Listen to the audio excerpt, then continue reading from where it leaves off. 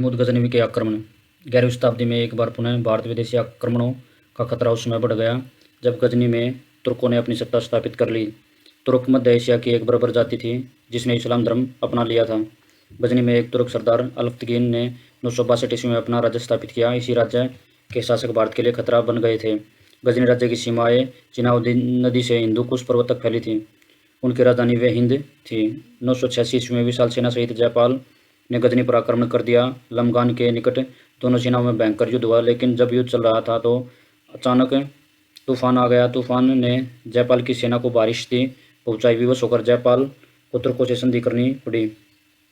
कुछ समय बाद जयपाल को सूचना मिली कि सुकुतुगीन भारत पर आक्रमण करने वाला है।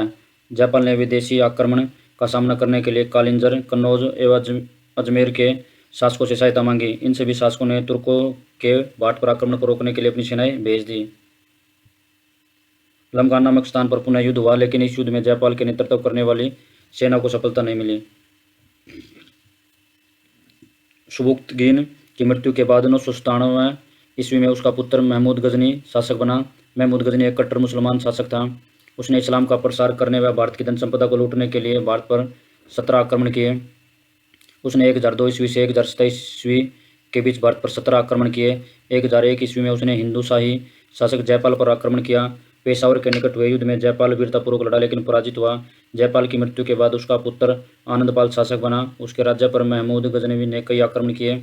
महमूद गजनवी ने बेहरा, सुल्तान नगरकोट पर आक्रमण किए तथा मंदिर व मूर्तियां तोड़कर बहुत सा धन लूटकर गजनी लौटा। महमूद गजनवी ने हिंदुओं के पवित्र स्थल थानेसर पर आक्रमण किया। यहाँ चक्कर स्वामी का एक बड़ा प्रसिद्ध मंदिर था। महमूद गजनवी ने न केवल मंदिरों को तोड़ा अपितु चक्कर स्वामी की मूर्ति को भी खंड खंड कर दिया। महमूद गजनवी ने हिंदुओं के एक अन्य पवित्र स्थल मथुरा पर भी आक्रमण किया।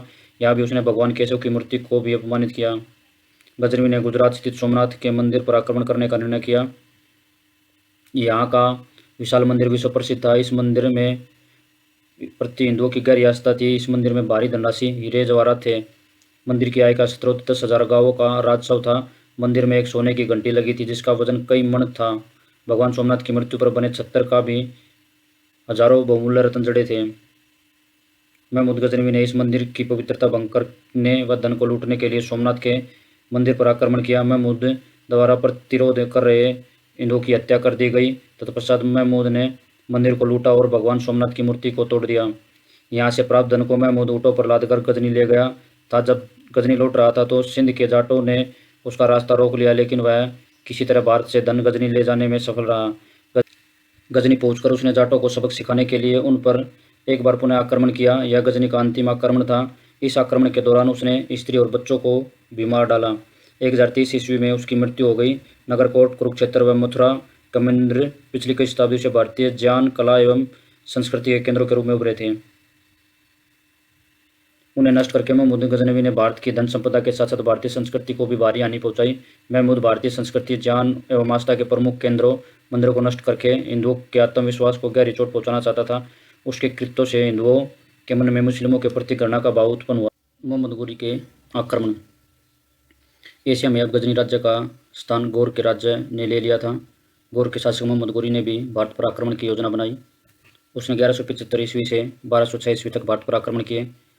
गौरी के भारत पर आक्रमणों के समय उत्तर भारत में 3 शक्तिशाली राजवंश, गुजरात के चालुक्य जिसके राजा थे मूलराज द्वितीय एवं भीम द्वितीय, दिल्ली अजमेर के चौहान, पृथ्वीराज चौहान शासक तथा कन्नौज के गैडवाल के शासक जयचंद राठौर ने तीनों ही अपने आप में इतने सक्षमशाली थे कि अकेले अकेले ही मोहम्मद गोरी से लोहा ले सकते थे। मोहम्मद गोरी ने 1175 ईस्वी में मुल्तान पर आक्रमण किया तथा उसे जीत लिया। इसके बाद उसने उसके दुर्ग पर कूटनीतिपूर्वक विश्वासघात से अधिकार कर लिया। मोहम्मद गोरी गुजरात की समृद्धि से बड़ा प्रभावित था। वह उस पर अधिकार करना चाहता था। मोहम्मद गोरी कोई अविजित आक्रमणकारी नहीं था। भारत सदैव से ही वीरों की भूमि रहा है। यहाँ पर होने वाले आक्रमणों का वीरों ने मुंह तोड़ जवाब दिया था।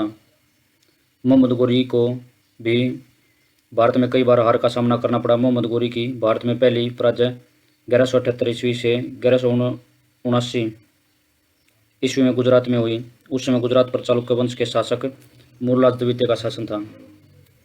मोहम्मद गोरी ने दक्षिण राजपूताना होते हुए अनहिलवाड़ा पाटन पर आक्रमण किया था। मूलराज द्वितीय एवं भीम द्वितीय की सासिमा नायिका देवी के नेतृत्व में अनहिलवाड़ा की सेना ने आबू पर्वत के निकट कायांद्राम नामक स्थान पर मोहम्मद गोरी का सामना किया। मोहम्मद गोरी की सेना पूर्ण रूप से पराजित हुई। मोहम्मद गोरी किसी प्रकार से गुजरात से अपनी पराजित सेना सहित भाग निकला। यह मोहम्मद गोरी की भारत में पहली पराजय थी। भारतीय राजाओं ने मूलराज द्वितीय प्रथम शासक था, जिसने सर्वप्रथम मोहम्मद गोरी को पराजित करके वापस लौटने पर मजबूर किया। इसके बाद मोहम्मद गोरी ने भारत पर आक्रमण का अपना रास्ता बदला। उसने अब पंजाब की ओर से भारत पर आक्रमण की योजना बनाई। पंजाब क्षेत्र इस समय गजनी वंश के शासक खुसरो मलिक का शासन था। उसने खुसरो मलिक को 1186 ईस्वी में हरा दिया। पंजाब पर मोहम्मद गोरी का अधिकार हो गया। अब वह आगे बढ़कर दिल्ली पर कब्जा करना चाहता था। दिल्ली पर इस समय चौहान वंश के प्रतापी शासक पृथ्वीराज तृतीय की सत्ता थी। वह बड़ा वीर शासक था। 1190 ईस्वी में गोरी ने सरहिंद को जीत लिया तो पृथ्वीराज इस विदेशी आक्रमणकारी का रास्ता रोकने के लिए त्रैवन के मैदान में आ डटा। 1191 ईस्वी में त्रैवन के मैदान में पृथ्वीराज चौहान ने वीरता का परिचय देते हुए मोहम्मद गोरी को बुरी तरह हरा दिया। वह बड़ी मुश्किल से अपनी जान बचाकर भागने में सफल रहा, लेकिन अगले वर्ष मोहम्मद गोरी ने भारत पर पुनः आक्रमण किया। दोनों सेनाओं के बीच पुनः एक बार त्राइन का दूसरा युद्ध 1192 ईस्वी में हुआ। इस युद्ध में पृथ्वीराज चौहान ने वीरता का परिचय दिया, लेकिन वह हार गया। दिल्ली पर मोहम्मद गोरी का अधिकार हो गया। यहाँ से आगे बढ़ते हुए मोहम्मद गोरी की सेनाओं ने 1193 ईस्वी में भारत के अन्य क्षेत्रों पर आक्रमण किया तथा मेरठ व अलीगढ़ कोल पर अधिकार कर लिया। 1194 ईस्वी में मोहम्मद गोरी ने चंदावर के युद्ध में कन्नौज के शासक को भी हरा दिया। अब कन्नौज तक के क्षेत्र पर गोरी की सत्ता स्थापित हो गई थी। गोरी ने एक सेना नायक बख्तियार खिलजी से 1198 ईस्वी में बंगाल की राजधानी नादिया पर आक्रमण किया, जहाँ सेन वंश के शासक लक्ष्मण सिंह शासन करते थे। इस आक्रमण के समय बख्तियार खिलजी ने विश्व प्रसिद्ध नालंदा विश्वविद्यालय को भी तहस नहस कर दिया। यहाँ पर भवनों सहित पुस्तकालयों को भी आग लगा दी। खिलजी ने यहाँ की जनता पर बड़े अत्याचार किए। 1206 ईस्वी में मोहम्मद गोरी की मृत्यु के बाद उसके एक दास कुतुबुद्दीन ऐबक ने भारत में अपने स्वतंत्र राज्य की नींव रखी। यह राज्य दिल्ली सल्तनत के नाम से जाना गया। 1206 ईस्वी से 1526 ईस्वी के बीच दिल्ली सल्तनत पर हिंदुओं ने प्रतिरोध जारी रखा। राजपूतों, मेवों, मंडारों ने सुल्तानों की नाक में दम करके रखा।